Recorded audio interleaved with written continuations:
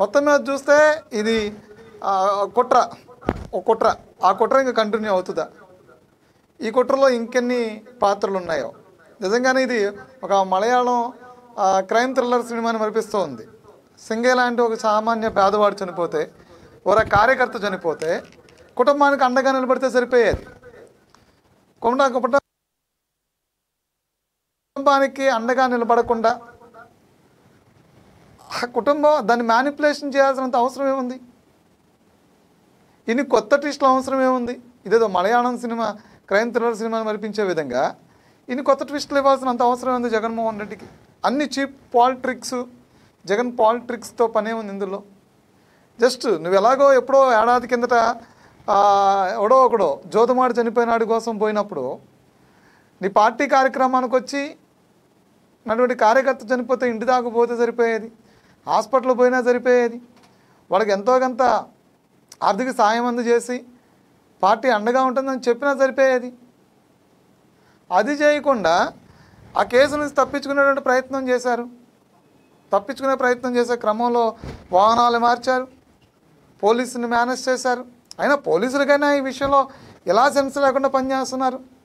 ఒక సామాన్య వ్యక్తి, ఒక పేదవాడు, అందున ఒక దళితుడు, అతను చనిపోతే కేసులో జగన్మోహన్ రెడ్డి వాహనం కింద పడిలా చనిపోయాడని చెప్పని పూర్తి నివేదికని ఉన్నతాధికారులకు ఇవ్వాల్సింది పోయి, ప్రభుత్వం దృష్టికి తీసుకెళ్లాల్సింది పోయి, అతనికి కాంపన్సేషన్ ఎక్స్గ్రేషన్ ఇప్పించాల్సింది పోయి ఆ కేసుని మ్యానిపులేషన్ చేశారంటే మీరు నిజంగా ఎంత గౌరవప్రదమైనటువంటి పోలీసులుగా వ్యవహరిస్తున్నారో అర్థమవుతుంది. ఉన్నతాధికారులను కళ్ళు కప్పుతున్నారా సీఏలు? చాలా పోలీస్ స్టేషన్లో ఇదే దంతు నడుస్తుంది. ఒక్క పోలీస్ స్టేషన్ కాదు, ఆంధ్రప్రదేశ్లో ఉన్నటువంటి పోలీస్ స్టేషన్లో సీఐలు వాళ్ళు ఇష్టానురీతిగా ప్రవర్తిస్తున్నారు. చట్టాన్ని పూర్తిగా చేతుల్లో తీసుకుంటున్నారు. రూల్ అసలు ఫాలో కానే కావటం లేదు. వాళ్ళకి నచ్చిన వాడికి జై కొడుతున్నాడు, నచ్చని వాళ్ళని అనవసరమైనటువంటి కేసులు పెట్టి ఇరికిచ్చేస్తున్నారు. గత 5 ఏళ్లలో వీళ్ళు చేసినటువంటి అరాచకాలను ఇంకా బయటపడట్లేదు. అదే కోణంలో పనిచేస్తున్నారు సీఎలు. ఇంకా చంద్రబాబు నాయుడు అడ్మినిస్ట్రేషన్లో పనిచేసేటువంటి పోలీస్ అధికారులు ఎలా ఉంటారో, లాస్ట్ 5 ఏళ్లలో వీళ్ళు నేర్చుకున్నటువంటి కొత్త పోలీసింగ్ విధానం ఏదైతే ఉందో దాన్ని కంటిన్యూ చేస్తూనే ఉన్నారు పోలీసులో. చాలామంది పోలీసులు సీఏలు అని చెప్పాలి. నేను చూస్తూ ఉన్నా విజయవాడ టౌన్లో పనిచేసేటువంటి పోలీస్ సీఏలు కూడా ఎంతమంది బాధ్యతగా పనిచేస్తున్నారు, ఎన్ని కేసులు పోలీసులు కడుతున్నారు. అసలు పోలీస్ స్టేషన్లో ఆ సీసీ రికార్డులు ఒకసారి ఉన్నతాధికారులు పరిశీలించండి. సీసీ కెమెరా రికార్డులు ఎంతమందికి న్యాయం జరుగుతుంది, పోలీస్ స్టేషన్లో ఎన్ని ఎఫ్ఐఆర్లు కడుతున్నారు, ఎంతమందికి జెన్యున్గా విచారణ జరుగుతుంది.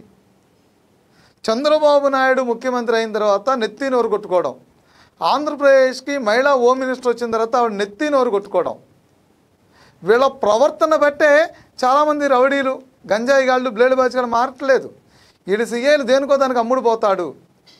ఈ సీఐకి ఏదో చెప్తే సరిపోతుంది. కొన్ని పోలీస్ స్టేషన్లు అయితే అసలు అచ్చంగా ఎవరు బయటి వ్యక్తులు, ప్రైవేటు వ్యక్తులు ఆ పోలీస్ స్టేషన్ని మేనేజ్ చేస్తున్నారంటే ఎంత దారుణంగా ఉందో అర్థం చేసుకోవచ్చు. విజయవాడ టౌన్లో కొన్ని పోలీస్ స్టేషన్లు ఈ ప్రైవేట్ వ్యక్తులు మేనేజ్ చేస్తూ ఉన్నారు, ఆ ఓటాలు పంచుకుంటూ ఉన్నారు.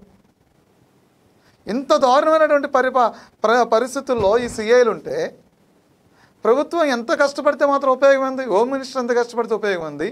ముఖ్యమంత్రి ఎంత కష్టపడితే ఉపయోగం ఉంది?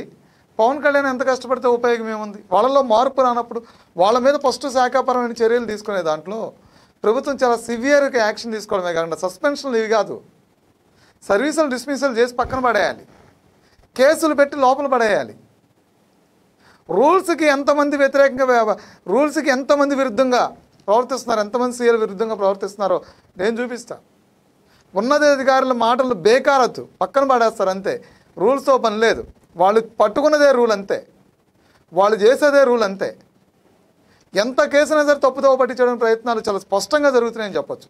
ఇది ఓవరాల్గా ఏపీలో జరుగుతున్నటువంటి సీఏల విధానం చూస్తే. మరో పక్క నుంచి జగన్ పాలిట్రిక్స్లో గత 5 ఏళ్లలో జగన్ పాలిటిక్స్ పనిచేసినటువంటి ఎవరైతే ఈ పోలీస్ సిబ్బంది కొంతమంది సీఎల్ఈలు ఉన్నారో వాళ్ళలో ఇంకా మార్పు రాలేదు. మార్పు తీసుకురావాల్సిన బాధ్యత ప్రభుత్వానికి ఉంది, ఈ హోమ్ శాఖ ఉంది. ఏ విధంగా యాక్షన్ తీసుకుంటే బాగుంటుంది? ప్రతి ఒక్క పోలీస్ స్టేషన్ లిమిట్స్లో ఉన్నటువంటి ఆ ఎమ్మెల్యే పరిధిలో పనిచేసినటువంటి సీఏలు అందరూ కూడా పొల్యూట్ అయిపోయినారు, చాలా వరకు పొల్యూట్ అయిపోయినారు. సో వాళ్ళలో మార్పు తీసుకురండి. ఈరోజు సంగయ్యకి జరిగింది అన్యాయం కాదు, ఇంకా చాలామందికి పోలీసుల ద్వారా పోలీస్ స్టేషన్లో అన్యాయం జరిగింది. జగన్ పాలిటిక్స్లో వీళ్ళు ఇంకా పనిచేస్తున్నారంటే ఇంకా ప్రభుత్వానికి వదిలేస్తున్నాం. ఇది ఎలా పనిచేస్తున్నారు ఏంటనే అంశాన్ని